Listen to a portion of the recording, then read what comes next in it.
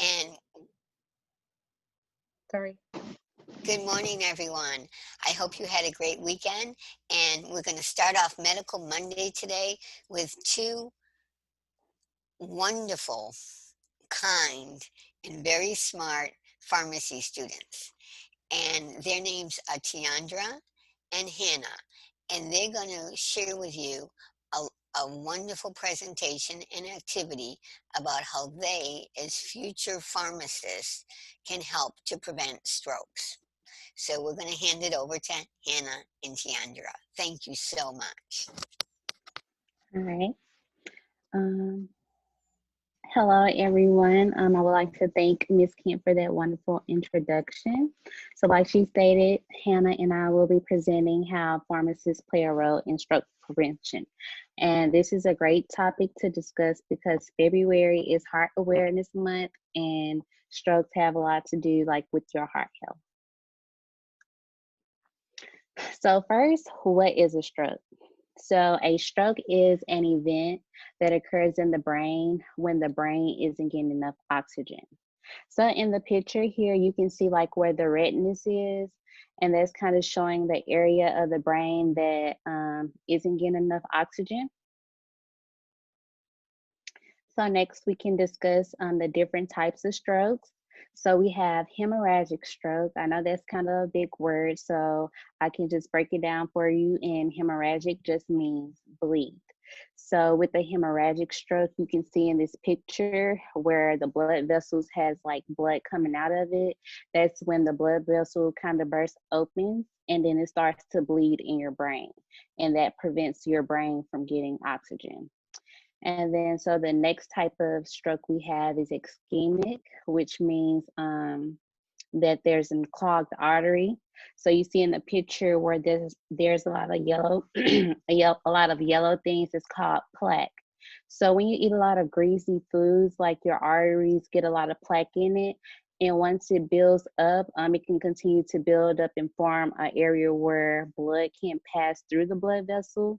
So there's like a clogged artery. And then at that point, if it happens in the brain, the area of the brain will no longer be able to get the oxygen from the blood. And then that can also cause a stroke. So now we will discuss ways to prevent a stroke. So first, you want to make sure that you're being active and exercising. You want to make sure you have a balanced, healthy diet. And then another thing you want to be sure to do is you don't want to smoke.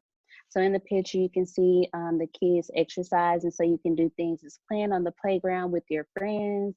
You can jog or run or just take a hike in the woods or something. So those are good ways that you can exercise. You also want to make sure, like I stated, you want to have that balanced, healthy diet. So you want to include like lean meats such as salmon, chicken breasts. You want to make sure you include your fruits and vegetables.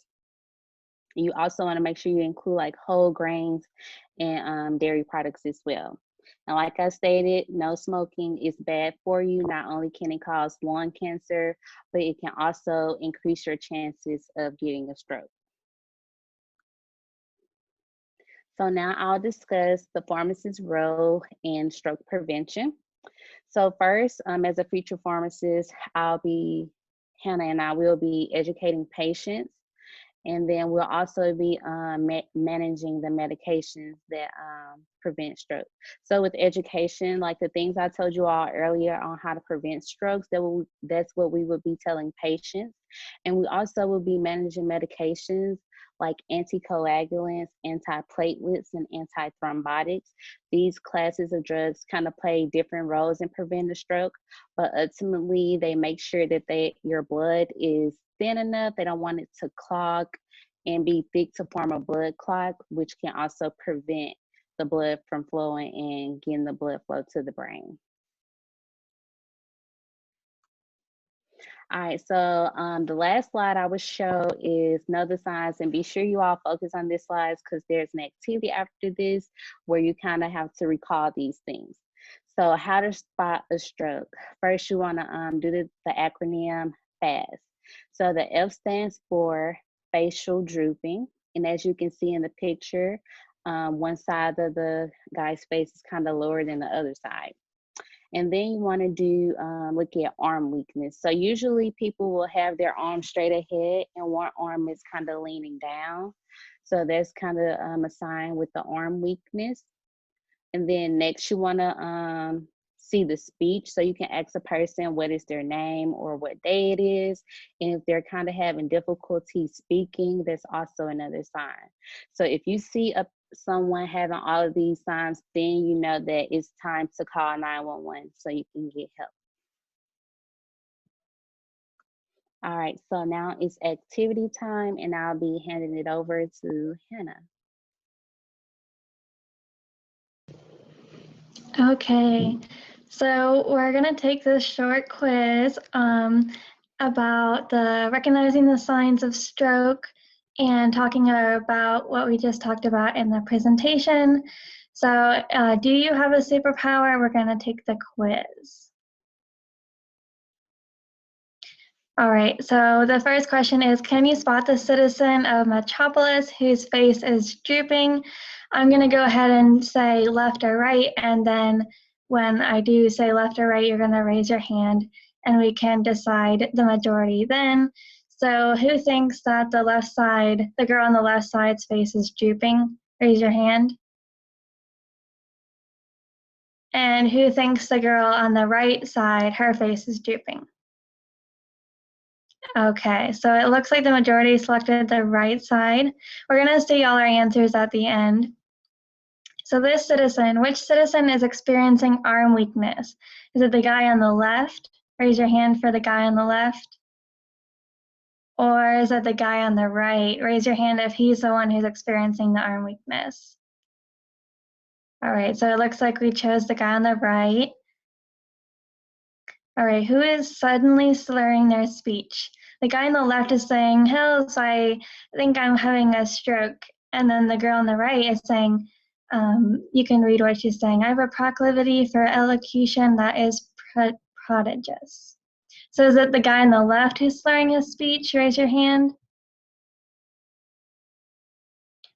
Or is it the girl who's slurring her speech? Raise your hand. All right, so it looks like we chose the guy on the left. Very good. And after recognizing these signs of stroke, what action should you take? Should you play games on your phone on the left? Raise your hand. Or should you call 911 like the person on the right? Raise your hand.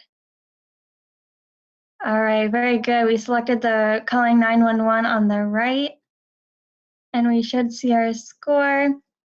You are a stroke hero and your superpower is spotting a stroke. So we did all the answers that we chose, we did choose correctly. So very good, you guys. So now we're going to do another activity and we're going to be playing Mad Libs. So we're gonna open up our PDF real quick. So hold on while we do that.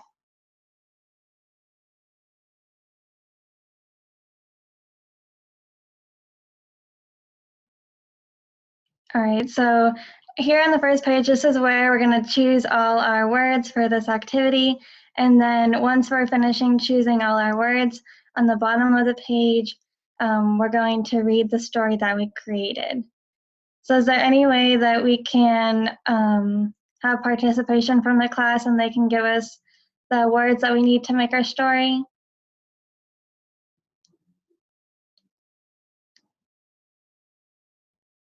Yes.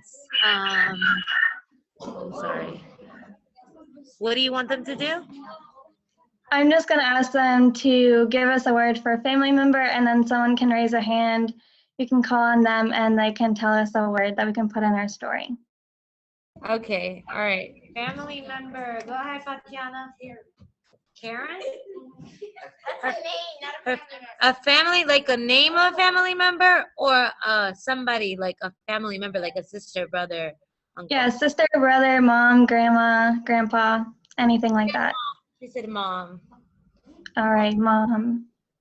All right, so pick a place. It can be a restaurant, the movies, any sort of place that you guys want to visit. She said KFC. KFC. All right. All right. So say a thing. Could be anything like a hat, a ball. Lewis. Lewis? A scooter. Scooter, he said. Scooter. All right. All right. Choose an adjective. So something that describes another thing, like pretty, strong, anything like that. Very Buff, he said. Very buff. All right. Next up, we're going to choose a person. So it can be any sort of famous person. It can be a president. It can be a movie star. Huh? Choose a specific person name. Sean said Sean. He just chose Donald Trump. All right, a bird. Hey, bird. Aiden. Zara. Stop calling out. What? A bird? Walking. An Walking. Very nice. A zebra for animal. Color. Janaya. Blue. Basic. But all right, part of the body. Autumn. Arm, she said. Verb. Eli.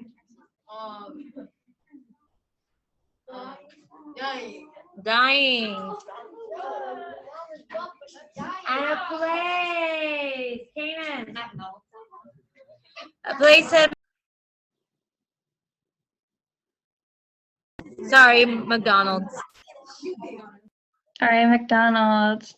Okay, so now that we have all our words, we're going to scroll down and see what our story is going to be. All right, so I'm going to read it. It says, Sarah and her mom were enjoying their day at the KFC. Her mom was showing her all the scooters, and they looked buff. Suddenly, Sean came walking by with a zebra following close behind him. Sean was shouting and waving his hands all around. Help, he screamed. What was going on, Sarah wondered. She noticed a lady in the corner wearing a blue hat who had a droopy face. It looks like she's having a stroke. I know what to do. Faster than the arm could see, Sarah dialed 911. Shortly after, an ambulance came dying onto the scene, and the lady was taken to McDonald's. Sarah saved the day. So that is our story. Do you guys remember the 4 signs of stroke that we just talked about? The FAST, or the acronym that we discussed? It was facial drooping, it was slurring of speech, drooping of the arm, and calling 911. All right. All right, so that's all that we have for you guys today. What questions do you have for us?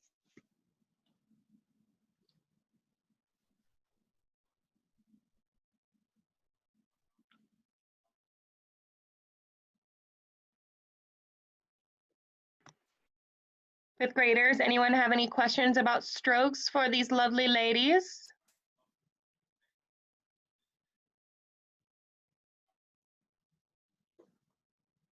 Go ahead, Judge. I do. My grandma had a stroke, but she didn't have any signs of any of those.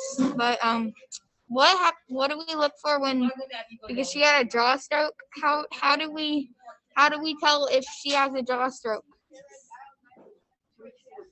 You said a jaw stroke? Yes, ma'am.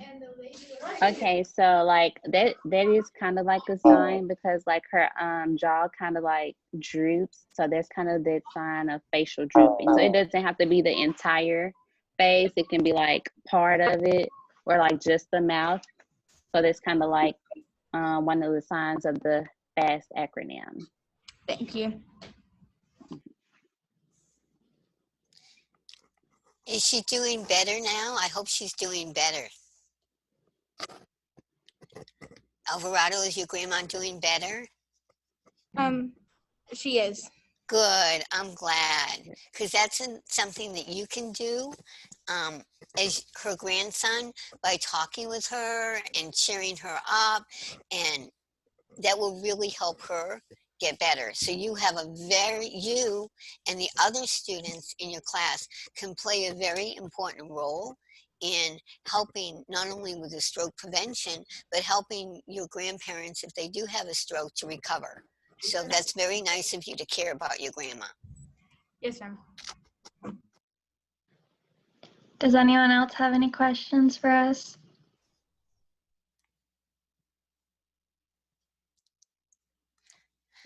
It looks like that's it.